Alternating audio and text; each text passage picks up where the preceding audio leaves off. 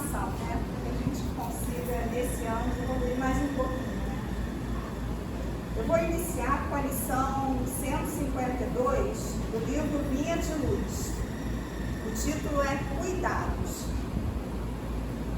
Não vos inquieteis, pois, pelo dia de amanhã, porque o dia de amanhã cuidará de si mesmo. Jesus, em Mateus, capítulo 6, versículo 34. Os preguiçosos de todos os tempos nunca perderam o ensejo de interpretar falsamente as afirmativas evangélicas. A recomendação de Jesus, referente à inquietude, é daquelas que mais se prestaram aos argumentos dos discutidores ociosos. Depois de reportar-se o Cristo aos lírios do campo, não foram poucos os que reconheceram a si mesmos na condição de flores, quando não passam ainda de plantas espinhosas. Decididamente, o lírio não via nem tece consoante o ensinamento do Senhor, mas cumpre a vontade de Deus. Não solicita a admiração alheia, floresce no jardim ou na terra inculta, dá seu perfume ao vento que passa, enfeita a alegria ou comporta a tristeza. É útil à doença e à saúde. Não se revolta quando fenece o brilho que lhe é próprio, ou quando mãos egoístas o separam do berço em que nasceu. Aceitaria o homem inerte o padrão do lírio em relação à existência na comunidade?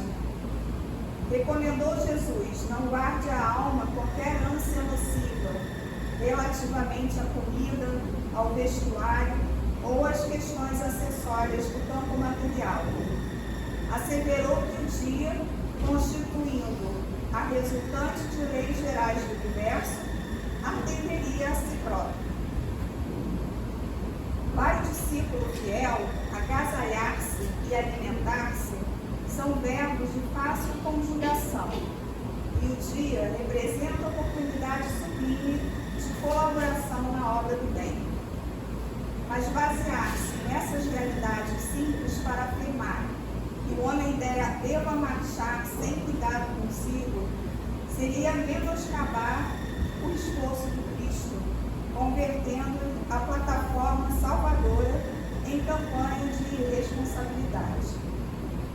O homem não pode nutrir a pretensão de retificar o mundo ou os seus semelhantes de um dia para outro, atormentando-se em aflições descabidas, mas deve ter cuidado de si, melhorando-se, educando-se e iluminando-se sempre mais.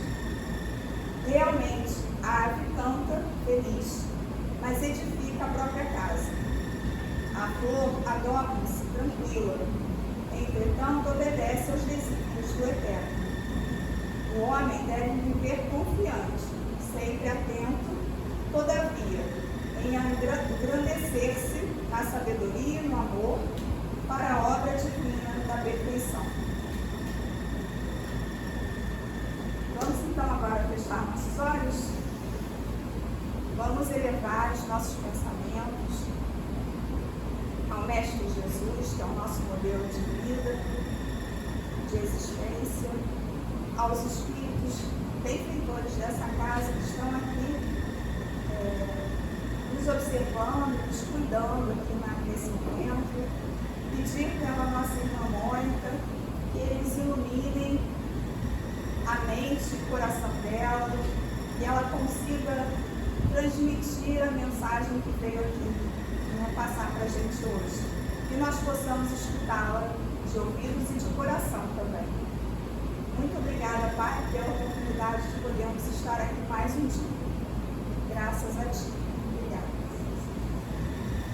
Bom dia. Eu aproveito para agradecer a oportunidade de estar aqui. Está voltando, né? E aí a gente sabe que o acaso não existe, então a leitura de harmonização tem tudo a ver com a palestra de hoje. Traz esse exemplo do livro, né? Simples, confiando em Deus, seguindo a vontade de Deus, não se rebelando, mesmo quando ele é arrancado da terra do local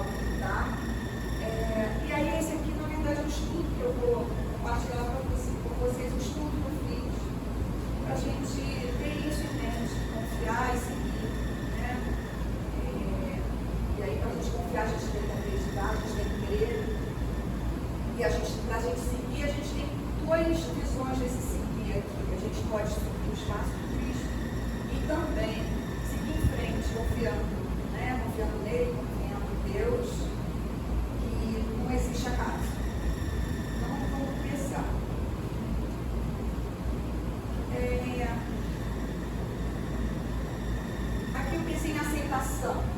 Então, o que significa aceitar? A palavra aceitar significa receber, aceitar, suportar. E aí, a gente pode fazer alguns exercícios com isso, né? Como é que a gente vai se dispor a receber algo que não desejamos, né? Porque nem tudo que acontece conosco é como a gente gostaria, digamos assim. Como concordar com circunstâncias que não compreendemos, né? Muitas vezes a gente fica, por que isso está acontecendo comigo? O que eu fiz? Sou uma pessoa tão boa. Então, são exercícios que esse aceitar, que tem a ver com esse confiar, né? Com esse crer, nos traz. E aí, para a doutrina espírita, nos auxilia a entender, né? O porquê das coisas. Por que, por exemplo, eu estou passando por algo nessa encarnação e eu sou uma pessoa tão boa, eu estou sempre trabalhando bem, eu estou sempre ajudando, auxiliando. E no livro do Evangelho segundo o Espiritismo, no capítulo 5, Bem-aventurados os aflitos, Kardec, ele vai nos dizer aqui nos itens 4 e 5, e aqui só tem umas pinceladas dos itens para a gente poder conversar em cima, que são de duas espécies as vicissitudes da vida, pode ter causa nessa vida ou em vidas anteriores, né? Quantos homens caem por sua própria culpa, diz ele? Quantos são vítimas de sua imprevidência, de seu orgulho, de sua ambição? Então, assim, muitas vezes a gente se deixa em situações levar pela ira, né? A gente perde, porque a gente ainda tem muitas más inclinações que a gente tem que estar batalhando. E aí a gente vê as situações que ocorrem no trânsito, né? A gente, às vezes, corta o outro e gera uma situação muito pior, né? Até de morte. E por quê? Por causa desse impulso, por causa dessa ação sem pensar. E aí a gente, ou por exemplo, eu comi muito e passei mal. Culpa é minha, eu comi muito. Aí eu quero botar a culpa em quem? Meu organismo. Então assim, a gente precisa ver que as questões não estão fora da gente, né? Estão dentro da gente. Tudo está dentro da gente. Até porque a única coisa que a gente tem controle, pode mudar, não querendo dizer que seja fácil, mas é a nós. Você não pode mudar o mundo, não tem como. Você pode contribuir para a melhoria do outro. Mas o movimento de mudança é de cada um de nós. Interroguem friamente suas consequências. Todos os que são feridos no coração pelas vicissitudes e decepções da vida, remontem passo a passo a origem dos males que os torturam e verifiquem se as mais das vezes não poderão dizer: se eu houvesse feito ou deixado de fazer tal coisa, não estaria passando por essa situação, né? Isso que a gente conversou. Mas em vez de reconhecê-lo, acha mais simples, menos humilhante para a vaidade, que a gente tem essa questão do orgulho da vaidade, né? Acusar a sorte, como a gente falou, a providência, a má fortuna, a culpa é de qualquer um, menos da Deus. Então, assim, o homem, para evitar as vicissitudes da vida, ele precisa se melhorar moralmente, tanto quanto intelectualmente. Aí aqui, livro dos Espíritos,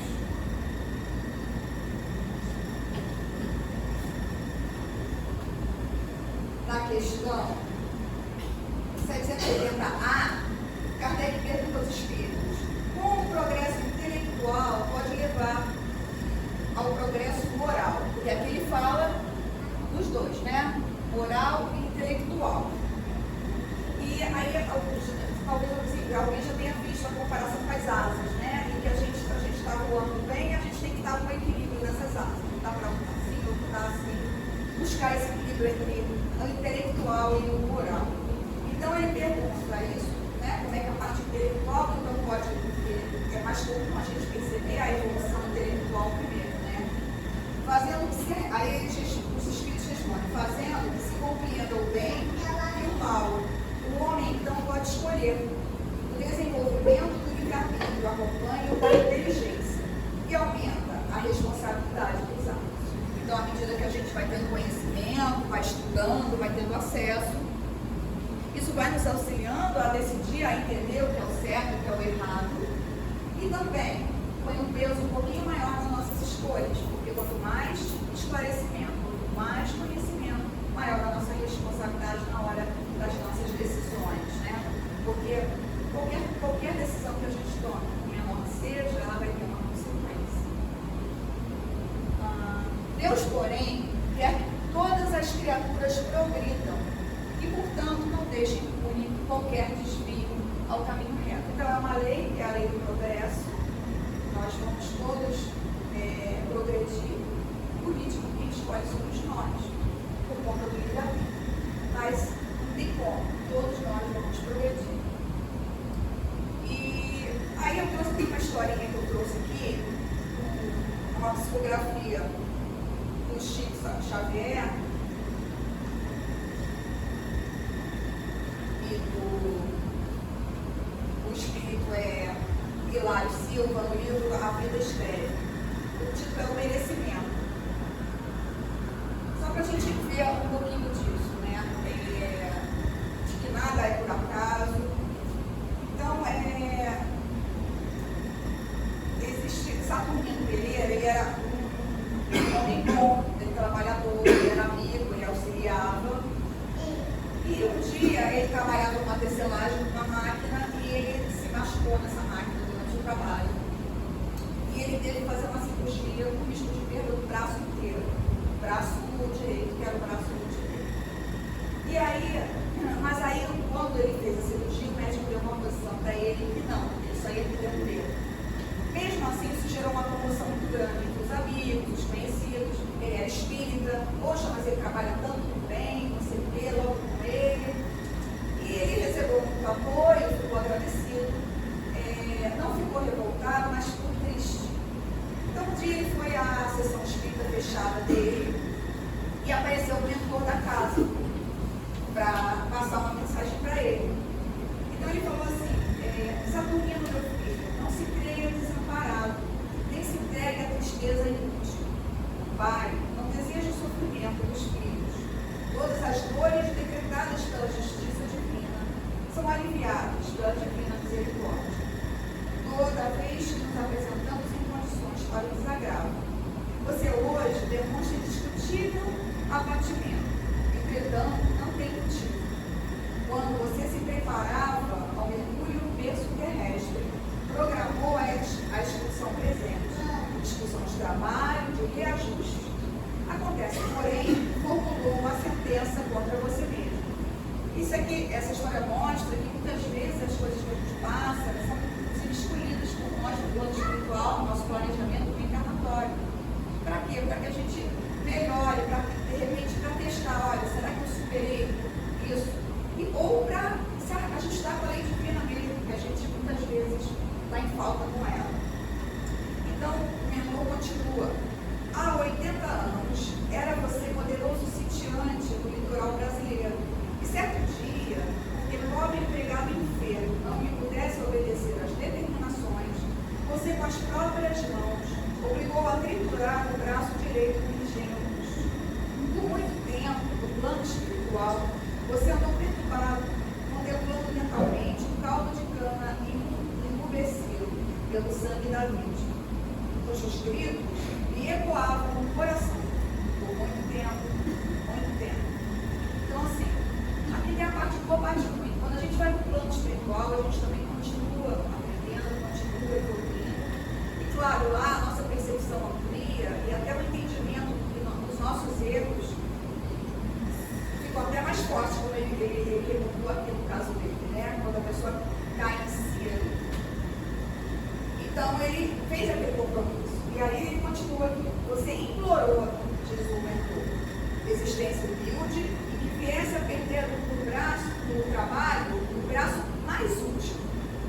Mas você, sabe, desde a primeira mocidade, ao conhecer a doutrina espírita, que nos pés no caminho do bem aos outros, você tem trabalhado, esperando se dever. Não estamos aqui para elogiar, porque você continua lutando. E o plantio disso ou daquilo só pode ser avaliado e definitivo por ocasião da colheita. Sei, porém, que hoje o débito legítimo alijaria você todo o braço, mas perdeu só um. Regozije-se, meu amigo. Você está pagando em amor seu empenho com a justiça. De cabeça baixa, Saturno derramava grossas lágrimas. Então, até para a gente ver que não era necessariamente olho por olho, dente por dente. E ele estava sendo tão útil na obra do bem, que mesmo que foi acordado com ele, foi reduzido. Então era para ele perder o braço dele, ele perdeu só o dedo. É porque o dedo já foi um drama, né? Mas a gente não tem essa visão tão ampla como o Espírito tentou disse aqui, do que aconteceu, do porquê das coisas, né? Para compreender certas coisas que a gente passa. E aí, continuando no capítulo 5, do Espiritismo, as causas anteriores das aflições, elas estão nos itens 6 a 10. Mas também eu só pensei algumas coisas para a gente conversar em si. Todavia, por virtude do axioma segundo o qual o efeito tem uma causa, tais misérias são efeitos que não têm uma causa. E desde que se admita um Deus justo, essa causa também há de ser justa. Ora, ao efeito precedendo sempre a causa, se esta não se encontra na vida atual, há de ser anterior a essa vida, isto é, há de estar na existência precedente. Então, o que a gente vê aqui reforça essa questão, que nesse caso ele vai falar de situações passadas, como a história que a gente viu, e reforça a justiça divina. Né? Deus é justo. Então a gente não vai estar passando nada que a gente não suporte e nem que a gente tenha que passar. Senão seria injusto, né? Então ele diz, o homem, pois, nem sempre é punido ou punido completamente na sua existência atual, mas não escapa nunca às consequências de suas faltas. A prosperidade do mal é apenas momentânea. Se ele não espiar hoje, espiará amanhã. Ao passo que aquele que sofre está espiando o seu passado. O infortúnio, que à primeira vista parece imerecido, tem sua razão de ser. Então, ele só reforça a questão que a gente já falou, que a gente vai ter que se adequar uma hora ou outra com as leis de Deus, se a gente ferir essa lei de alguma forma. Né? E que tudo vai ter uma razão de ser. E aí, Kardec diz, rendamos graças a Deus, em sua vontade, ele faculta, a gente pode fazer ou não, ao homem reparar seus erros e não o condena irrevogavelmente por uma primeira falta. Então, assim, ele não só nos dá a oportunidade de nos ajustar, como a gente não é condenado eternamente, oi, acabou, você não tem chance, está decretado o seu fim.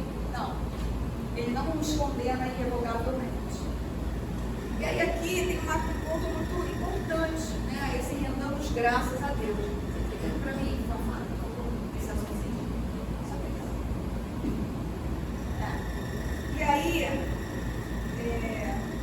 ele remeteu a questão da gratidão, né? Rendamos graças e gratidão. E essa aí é uma prece que está na coletânea de preces do Evangelho segundo o Espiritismo, que é o capítulo 28.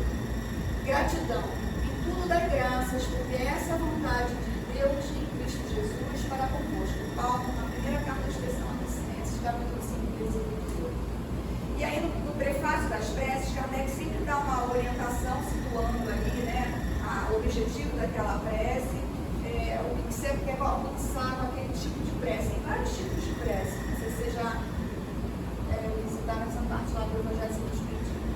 Então, aqui ele diz, não se devem considerar como sucessos ditosos apenas o que seja de grande importância. Muitas vezes, coisas aparentemente insignificantes são as que mais influem em nosso destino. O homem facilmente esquece o bem para, de preferência, lembrar-se do que o aflige. A gente tem essa tendência, né? É mais fácil a gente estar se queixando do que estar prestando atenção no tanto de graça que a gente recebe, né? Se registrássemos dia a dia os benefícios de que somos objeto, sem não sabermos pedir. A gente às vezes está ali tão coisas no dia a dia, no automático, você tem uma casa para morar, você tem água quente para tomar um banho quente no inverno, você tem um perdoa, você tem um prato de comida, você pode se dar o luxo de abrir a geladeira e dizer assim, não tem nada para comer. Quer dizer, tem nada, você está com vontade de comer, mas não tem comida, tem. Então, assim,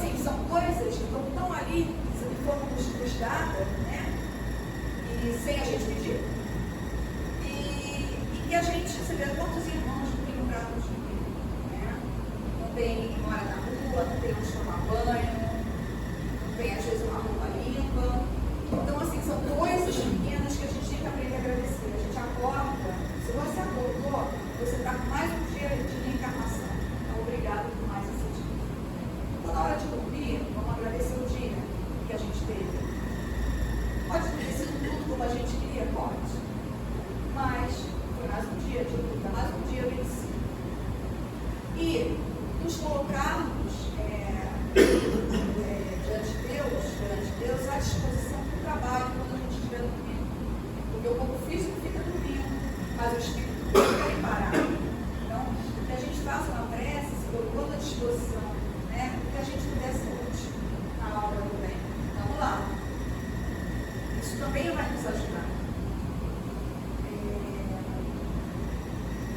Sobretudo, não, vou ler, gente, se registrasse no dia a dia os benefícios que somos dados a meu pedido, ficaríamos com frequência espantados de termos recebido tantos e tantos que se nos varrem da memória e nos sentiríamos humilhados com a nossa ingratidão. Porque está tão automático, eu sendo, eu tenho a mesa de café, eu posso escolher se eu quero café ou se eu quero chá, se eu quero leite com codinho, fazer um codinho com codinho. Então, é automático para a gente não percebe quanto abençoados nós somos. Obrigada porque nós temos um dia hoje bonito de sol. Se tivesse chovendo, deveríamos agradecer também, porque a chuva também tem a sua função. Todas as noites, ao elevarmos a Deus a nossa alma, devemos recordar em nosso íntimo os favores que Ele nos fez durante o dia e agradecê-los. Sobretudo no momento mesmo em que experimentamos o efeito da sua bondade, da sua proteção. É que nos cumpre no movimento espontâneo. Então a gente deve estar com isso dentro da gente, ser agradecido. Testemunhar, e não porque tem que ser grato, sinceramente, não por obrigar, sou grato da boca para fora. Até porque eles saberem como é o nosso sentimento. A gente não tem como enganar. Basta para isso que dirijamos um pensamento, atribuindo-lhe um benefício sem que se faça externo e interrompamos o trabalho. Então, aí, por exemplo, você está, sei lá, aconteceu uma coisa boa, você está no meio do trabalho mesmo. Você para um instante, eleva o pensamento a Deus e é obrigado. Está feita a sua prece, é sentida. Você não precisa falar um monte de palavras de línguas, rebuscadas, discurso. Teu sentimento é que vai chegar. Não consistem nos benefícios de Deus unicamente em coisas materiais. Até alguns exemplos que eu dei, a maioria das vezes foram coisas materiais. Devemos também agradecer-lhes as boas ideias, as felizes inspirações que recebemos. Quantas vezes a gente tem um problema, uma situação difícil, e a gente pede auxílio a Deus, né? Me ajuda, me ilumina, o que eu faço, né? Que decisão eu tomo, e isso chega, né? Sempre chega. Aliás, a gente colar assim no anjo do guardião é bom, porque ele está sempre ali perto da gente, disposto a nos ajudar, né? Então também quando a gente orar, ora por ele também, entendeu? A gente costuma esquecer, damos bastante trabalho para ele, mas esquecemos das vezes dele. E aí quanto mais perto a gente estiver, mais a gente consegue receber as intuições, as mensagens que nos vêm. Ao passo que o egoísta atribui tudo isso aos seus méritos pessoais e o incrédulo ao acaso, né? O incrédulo não acredita em nada, Deus ele não vai ser. Aquele que tem fé, rende graças a Deus e aos bons espíritos, são desnecessárias para esse feito longas frases. Obrigado, meu Deus, vai dar até um exemplo aqui. Obrigado, meu Deus, pelo bom pensamento que me foi inspirado. Diz mais que muitas palavras. O impulso espontâneo que nos faz atribuir a Deus o bom que sucede, dá testemunho de um ato de reconhecimento e de humildade, que nos granjeia a simpatia dos bons espíritos. Porque eles conseguem ver a gente como a gente é, né? E a gente, quando está com esse corpo físico, a gente até pode conseguir enganar algumas pessoas, mas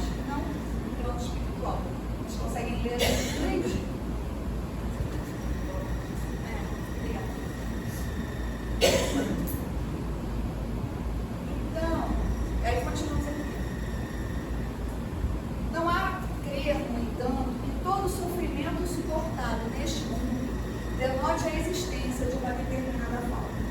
Ou seja, nem sempre algo difícil que você está passando foi por uma falta sua. Muitas vezes são simples provas buscadas pelo Espírito para concluir a sua depuração e ativar o seu progresso. Tem uma história de uma mãezinha em Chibabuti, que um filho nasceu cego, surdo, e não tinha os 2 braços. E aí ele começou a passar mal. O Chico sempre visitava essa família. E um dia o menino passou mal, ela levou no hospital, e os médicos estavam com problema nos ossos e ele tentando mudar as 2 pernas. Aí ela foi desesperada, pegando no colo do Santo Espírita, mostrar o Chico. E aí o Fernando falou para ele: o que aconteceu com esse espírito? Ele já tinha 10 encarnações se suicidando. Então ele pediu que fosse feito o que fosse preciso para ele não recair nesse erro novamente. Só que ele já estava com a intenção de andar até o riacho e se jogar. Então por isso o problema das pernas dele, para que ele pudesse realmente ter essa tentativa. É difícil, eu sei que é difícil, mas é para dizer que às vezes são coisas que a gente acorda e a gente escolhe para ele conseguir vencer aquela dificuldade dele. Senão ele não ia conseguir vencer. Assim, a expiação serve sempre de prova. Então, a expiação nós somos obrigados a passar por ela, mas é uma prova, mas nem sempre uma prova é uma expiação. Então, nem sempre tudo que a gente passa é porque fizemos algo, ou é porque a gente planeja dar um saldo maior, ou para definitivamente resgatar algo que a gente tem, uma tendência que a gente tem, com a lei de Deus. As provações da vida nos fazem adiantar-se quando bem suportadas. Como expiações, elas apagam as faltas, eu falei agora, as faltas que purificam, né, quando é expiação. Depende de nós, pela resignação, tornar proveitoso o seu sofrimento e não lhe estragar o fruto com as impaciências, visto que é o contrário de ele recomeçar. Então, a gente se rebelar, se revoltar, se descabelar, a gente até pode, porque a gente tem muita coisa, mas não vai ajudar. Então, aqui, o grande X é a questão da resignação. E aí, no mesmo capítulo, Kardec traz o bem e o mal sofrer. É uma mensagem de Lacordaire, que também tem os trechos. Poucos compreendem que somente as provas bem suportadas podem conduzi-los ao reino de Deus. O desânimo é uma falta. Deus nos recusa consolações desde que nos falta coragem. Então a gente não deve desanimar. Precisamos ter coragem. A prece é um apoio para a alma. A prece é sempre um instrumento que a gente deve sempre utilizar. Contudo, não basta, não é só a fé. Por quê? Porque é preciso tenha por base uma vai perdão. Estava aqui? Ah, desculpa. Desculpa, tem base uma fé viva na vontade de Deus. Então aqui ele traz, de novo, como ele já falou na questão da gratidão, a fé. Porque essa confiança de crer, a gente tem que ter fé. E eu vou abrir outro parênteses sobre a fé, no Evangelho segundo o Espiritismo, capítulo 19, a fé transporta montanhas. O item 11 está na instrução dos Espíritos, não vou ler tudo não. A fé, mãe da esperança e da caridade. Por isso, alguns trechos. Esse Espírito que traz a José é o Espírito poderoso. Ele diz aqui: a esperança e a caridade são uma consequência da fé. Essas três virtudes, ou seja, a fé, a esperança e a caridade, formam uma unidade inseparável.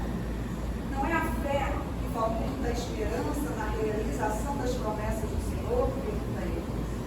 Se não tiverdes fé, o que esperareis? Não é a fé que dá o amor? Se não tendes fé, qual será o vosso reconhecimento e, portanto, o vosso amor. E aqui uma coisa que ele diz também: pregai pelo exemplo da vossa fé, para que penetrem nos homens. Pregai pelo exemplo das vossas boas obras, para que demonstrardes o merecimento da fé. Pregai pela vossa esperança inabalável, a fim de lhes permitir ter a confiança que fortifica e põe a criatura em condições de enfrentar todas as vicissitudes da vida. Então precisamos ter fé, precisamos fortalecer a nossa fé.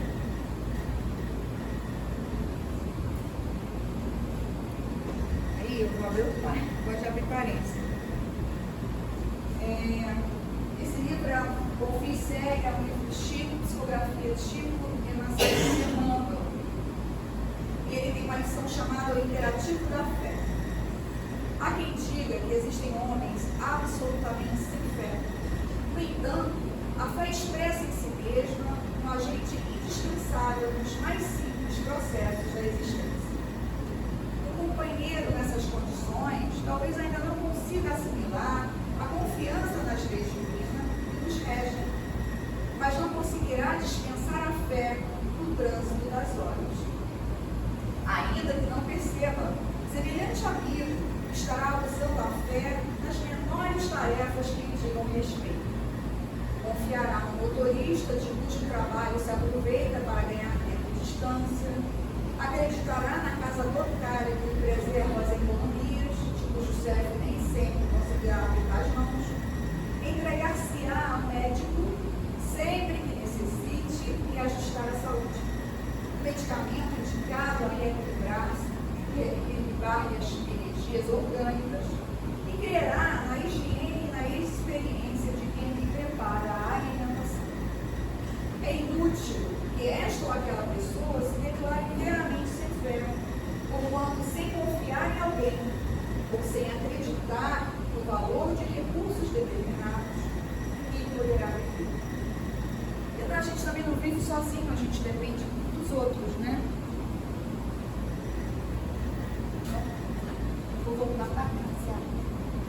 Ele muitas vezes disse que não coloca fardos pesados e não ombros fracos. O fardo é proporcionado às forças, como a recompensa não será a resignação e a coragem. Mas opulenta será a recompensa, porque penosa a aflição. Cumpre, porém, merecê-la. E é para isso que a vida se apresenta cheia de tribulações. Então, aqui tem algumas questões, como a gente já tinha falado antes, Deus não vai botar nenhum fardo que a gente não precisa, Ele não vai. Se a gente não tem condição, Ele seria injusto. A gente já saberia que a gente fracassaria de antemão, na saída. E quanto mais difícil, né? Quanto mais a gente tiver essa coragem que a gente falou, de vencer essa dificuldade, que seja uma inclinação nossa, ou seja uma situação difícil, maior vai ser a nossa recompensa. E gratificante, né? Porque a gente vai ter mérito nisso. Quando vos advém uma causa de sofrimento ou de contrariedade, sobrepondo-vos a ela, e quando houver conseguido dominar os ímpetos da impaciência, da cólera, do desespero, dizei de vós para convosco seres justa satisfação, coisa mais forte. Quer dizer, depois que tudo passa e a gente consegue, a gente tem uma sensação boa, né? A gente conseguiu superar aquilo, porque muitas vezes a gente chega a uma determinada situação e fala assim, não, eu não consigo conseguir. Já se desespera, né? A gente tem que dar uma freada, respirar e até para a gente tentar conseguir ver os caminhos, as soluções. Bem-aventurados os aflitos, pode então traduzir-se assim. Bem-aventurados os que têm ocasião de provar a sua fé, sua firmeza, sua perseverança e sua submissão à vontade de Deus, porque terão centuplicada a alegria dos que estão na fé. Então, e aí quando a gente fala dessa confiança, aí eu tenho logo na mente o Pai Nosso, né? E aí nós dizemos o Pai Nosso: venha o teu reino, seja feita a tua vontade, assim na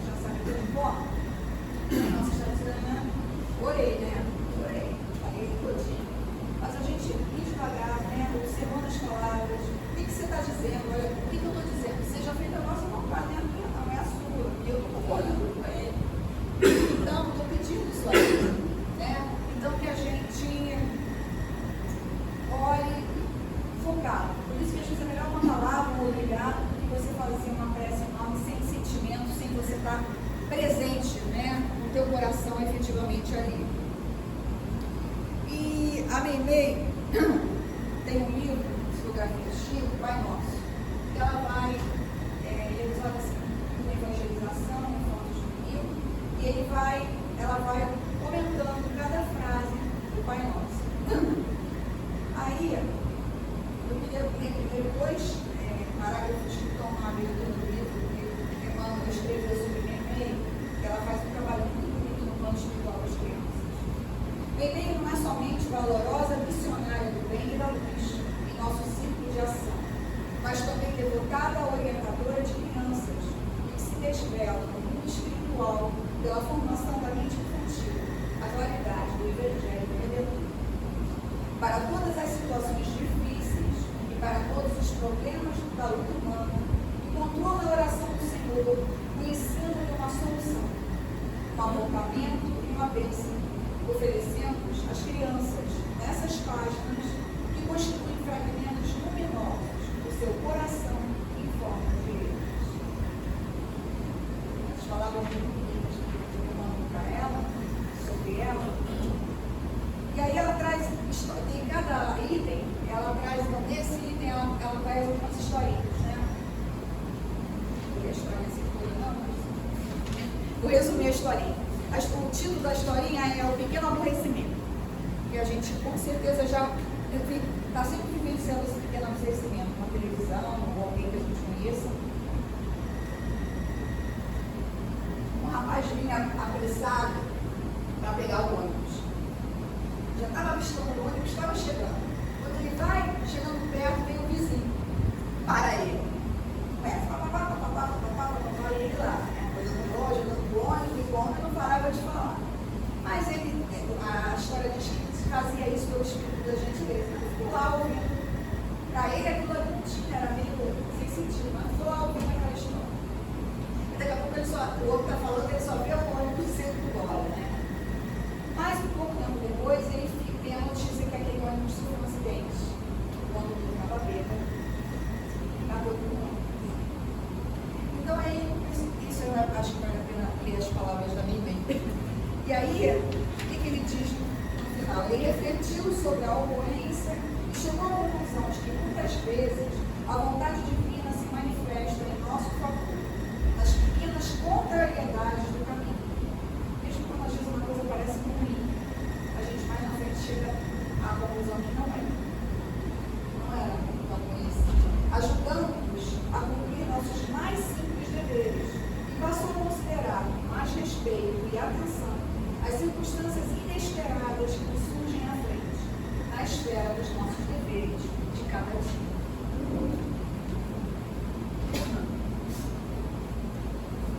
E aqui são as reflexões que ela trouxe sobre esse trecho. Podemos discernir a vontade de Deus, né, em todas as situações. Do sofrimento é a paciência, ou seja, de tudo a gente tira um aprendizado. Sofrimento é a paciência, na perturbação é a serenidade, diante da maldade é o bem que auxilia sempre, perante as sombras a luz, no trabalho é o devotamento ao dever, na amargura é a esperança, no erro é a corrigenda, na queda é o reerguimento, na luta é o valor moral, na tentação é a resistência, junto à discórdia é a harmonia, à frente do ódio é o amor, no ruído da maledicência o silêncio. Então a gente se cala, né? Na maledicência. Na ofensa é o perdão completo. É uma partição completa. Na vida comum é a bondade e favor de todos. E aí ela fecha. Me ajuda sem cessar, cada hora, todo dia, está cumprindo a vontade da eterna sabedoria. E no fundo a gente está aqui para se ajudar uns aos outros, né? Como a gente viu naquela mensagem do mundo, ninguém vive só, a gente não vive só. Para a gente melhorar, para a gente crescer, a gente não pode ser um ermitão que sobe lá numa montanha e fica lá. A gente tem que interagir. Interagir com a nossa família, interagir com as pessoas do nosso trabalho, interagir no nosso centro espírita, ou na rua, onde quer que a gente esteja. A gente vai estar com as pessoas que a gente precisa estar. Não há acaso. E aí, o livro novamente, Confie e Segue, do Chico,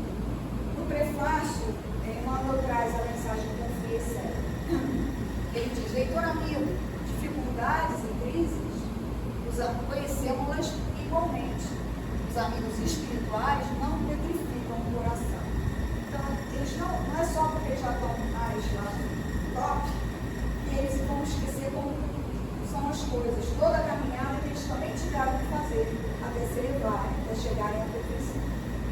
Então, eles nos entendem, é isso que ele está falando. Aqueles entes queridos que te precederam na grande transformação, conquanto em outra forma, repete essa roupagem física, mas está aqui com a gente, te acompanham a jornada no plano físico, corajando-te as forças.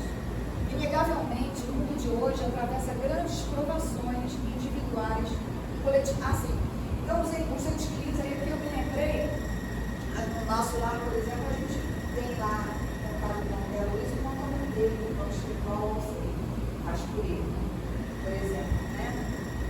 E aqui eu achei interessante, eu sublinhei que ele fala assim: inegavelmente o mundo de hoje atravessa grandes provações individuais e coletivas. Essa mensagem foi psicografada em 1989, vai fazer 40 anos que se João de março. Então, esse hoje, né, ainda é hoje, o nosso hoje também, está muito atual as grandes provações individuais e coletivas que a gente vê nas vidas, né? A fé que Jesus nos legou, procurada em amor, faz-se necessário a todos nós, a fim de que irmanados uns aos outros, né? Porque a gente está junto, né? Sermos fraternos, na fraternidade, nos auxiliarmos como irmãos que somos. Consigamos seguir em paz com o progresso da inteligência, resguardando a nossa segurança mental. Se acolhestes esses ensinamentos do Divino Mestre, então se a gente resolveu seguir o Mestre, aceita os entraves e conflitos em que porventura te ponhas, procurando superá-los sem queixa ou desalento. Né? Confie e segue, diz Emmanuel. Desilusões talvez hajam surgido pela frente, derrubando-te castelos. Não te rendas ao desânimo, confia e segue. Desvinculações em família terão aparecido, infundindo-te surpresas dolorosas, mas não te entregue às labaredas invisíveis da angústia. Confia e segue. Então, novamente, aqui na família, nós estamos na família, nós precisamos dar descanso. Quem a gente precisa da família?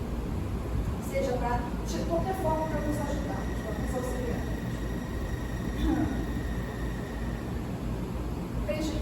Prejuízo e débitos compulsórios te impedem a sacrifício com os quais não contaram. No entanto, não desesperes e nem esmoreças. Confie e segue. Incompreensões te martelam os dias, contudo não te imobilizes na tristeza ou no desencanto. A gente tem que tentar, o máximo possível, não entrar nessa faixa vibratória, porque vai nos puxar para baixo. A gente tem que tentar nos fortalecer para isso nos auxiliar do que a gente tem que passar. Porque o nosso pensamento é algo muito forte. Então, confia e segue. Isso já li.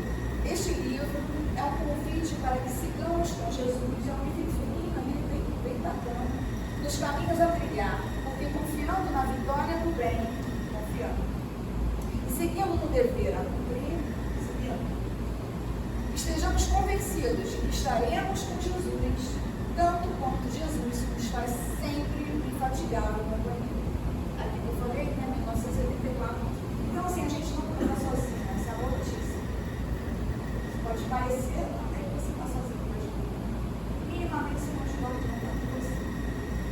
E quanto mais a gente faz o bem, mais a gente faz prece, mais a gente se movimenta no sentido de melhorar, mais próximo dos nossos filhos a gente vai chegar. E mais auxílio a gente vai ter. Era para eu terminar mais, eu fui fazer o evangelho lá, que eu estou fazendo, aproveitando o evangelho lá. Eu estou sempre na leitura de harmonização, vendo um livro aí de força a ler os livros. Então, eu estou lendo esse livro, segue, que é Chico também, é Emmanuel. E aí, eu tirei essa lição aqui: confiaremos. E se sabemos que Ele nos ouve, quanto ao que lhe pedimos, estamos certos de que obtemos os pedidos que feito? Está registrado no João, capítulo 5, versículo 15. E nos dirigindo ao Senhor, rogando alguma concessão, condicionemos ao critério divino. Então a gente tem que entender que nem tudo que a gente quer, a gente vai ser do nosso bem. Então a gente tem que confiar no critério dele. Ele sabe o que é melhor para a gente. Digamos no íntimo do ser, se julgardes, Senhor, isso nos ajudará a ser melhores para nossos irmãos e louvor dos vossos desígnios. Se considerardes que assim poderemos ser mais úteis em vossa obra, e façamos dentro de nós o silêncio preciso, emudecendo qualquer indisciplina mental. É um exercício, né? De voltarmos. Sintonizemos o coração, que eu estava falando do pensamento. Sintonizemos o coração no ponto certo, ou melhor, liguemos o pensamento para a infinita sabedoria, tendo cuidado imprescindível para que a estática de nossas paixões e sensações não interfira com a recepção da bênção que nos advirá da divina vontade. Então vamos procurar estarmos sintonizados no bem e nos bons espíritos. Oremos, unindo-nos aos planos do Senhor, sem exigir os planos do Senhor se submetam aos nossos. E aprenderemos a ver e a aceitar o que seja melhor para nós, acerenando o coração. Não gritarmos, eu quero, igual criança, mas afirmar em nossas condições de espírito imperfeito. Lembramos que a gente já é espírito imperfeito. Se posso querer, né? Será que é bom para mim mesmo? Em qualquer setor de organização humana, o benefício solicitado, aqui Emmanuel faz uma comparação com a parte material. Se divide em duas fases essenciais, pedido e a solução. Forçoso, porém, reconhecer que se todo pedido é livre, a gente pode pedir o que quiser. Ó, não quero ganhar na Mega Sena sozinho. Qualquer solução existe exame. Empregadores não atendem às requisições dos subordinados sem analisar a ficha de mérito, sob pena de prejudicarem a máquina administrativa. Professores não satisfarão exigências de aluno sem antes de observar o aproveitamento, se não querem perturbar as funções educativas da escola. Então, se até na parte material é assim, por que não seria na parte espiritual? É lícito rogar ao Senhor tudo aquilo que carecemos e até mesmo tudo quanto fizemos. É lícito. Por quanto na maioria das ocasiões não passamos de crianças caprichosas. Mas saibamos implorar dele a compreensão necessária para recebermos as respostas do alto, sem prejuízo para a harmonia da vida, porque se sabemos priorizar e ambos pedir, nós temos que saber pedir, somente Deus, pelos mensageiros divinos que representam junto de nós, sabe, em nosso favor, sempre em nosso favor, como, onde e quando, exatamente. Não é quando a gente quer, na hora que a gente quer, quando a gente quer. É na hora que precisa ser e como tem que ser. Olha, eu vou dizer, eu vou ensinar uma coisa. Vou ver que pode. Fica aí, eu acho que é. Foi. Obrigada.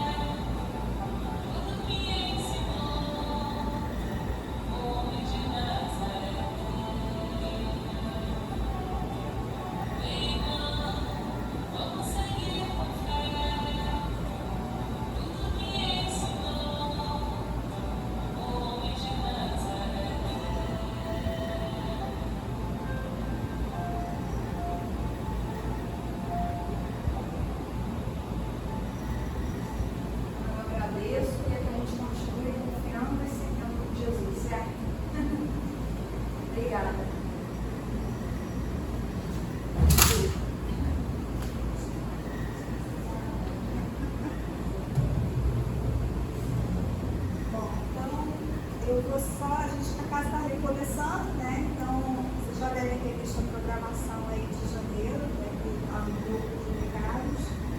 Só reforçando que essa semana retoma o estudo online dos livros lá de Gralis. E a gente vai começar com os mensageiros. Então, quem tiver interesse nesse estudo, é online. O link vai uns 15 minutinhos antes, na quinta-feira. Começa às 7h30, então por volta de umas 7h15, 7h20 já vai o link no grupo dos recados. E aí é só entrar e aproveitar o estudo, tá bom? Participar do estudo, que é muito legal. E está começando, então vai pegar logo no iníciozinho, né? Uma boa oportunidade. Eu vou então agora encerrar essa parte aqui da palestra, agradecendo a Mônica, né, pelo estudo que ela compartilhou com a gente. Vamos fazer a nossa oração de encerramento. E aí, quem for tomar o passe, permaneça sentado, por favor, em silêncio, em oração, tá bom? Porque o passe começa por aqui na sala. Vamos então fechar nossos olhos, novamente elevar o pensamento a Deus Pai, nosso Pai amoroso, misericordioso, e agradecer por essa mensagem de força, né, que tivemos hoje, força para a gente continuar a nossa caminhada, fortalecer a nossa fé, né, e colocar os problemas e as soluções nas mãos dele, né, do nosso Pai, que sabe tudo, conhece tudo, e melhor conhece a nós mesmos, melhor que nós, né? Então, agradecer e que nós tenhamos uma semana de muita paz e muito amor. Obrigada, Pai. Assim seja.